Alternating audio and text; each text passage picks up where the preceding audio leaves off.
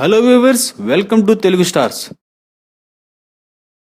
Telugu cinema రిలీజులకు అతిపెద్ద season Sankranti. బడా స్టార్లు బడా నిర్మాతలకు తప్ప ఈ సీజన్ లో స్లాట్ సాధారణ ఫిల్మ్ మేకర్స్ కు దొరకడం అసాధ్యం. ఇక సంక్రాంతి సీజన్ లో ఉండే బాక్స్ ఆఫీస్ పోటీ మరే ఇతర సీజన్ లో కూడా ఉండదు. గతంలో సంక్రాంతి రిలీజ్ అంటే సినిమాకు మినిమం గ్యారంటీ ఉండేది. ఈ మధ్య ఈ పరిస్థితి కూడా మారిపోయింది. పాజిటివ్ టాక్ రాకపోతే పవన్ కళ్యాణ్, మహేష్ బాబు సినిమాలను కూడా ప్రేక్షకులు పక్కన పెట్టేస్తున్నారు. ఈసారి సంక్రాంతి రిలీజుల విషయం తీసుకుంటే జనవరి 9 ఎన్టీఆర్ కథానాయకుడు, జనవరి 10 పేట రజనీకాంత్, జనవరి 11 వినయ విధేయరామ, జనవరి 12న F2 ప్రేక్షకుల ముందుకు రానున్నాయి. ఈ లెక్కన అసలు పండగకు ముందే అన్ని సినిమాలు విడుదలవుతున్నాయన్నమాట. పండగ సెలవులు మొదలయ్యే లోపే ఏ సినిమా ఎలా ఉంది అనే సంగతి తెలిసిపోతుంది.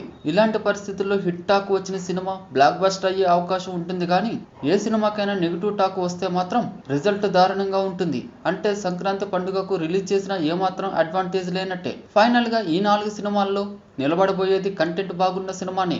ఇప్పటికైతే 4 సినిమాల మేకర్స్ తమ సినిమాల విజయంపై నమ్మకంగా ఉన్నారు. మరి ఈ 4 సినిమాల్లో ఏ సినిమా సంక్రాంతి విజేతగా నిలుస్తుందో, ఏ సినిమా పోటీని తట్టుకోలేక చతికిల పడుతుందో వేచి చూడాలి. For more interesting latest movie updates, videos and latest movie reviews, please subscribe Telugu stars.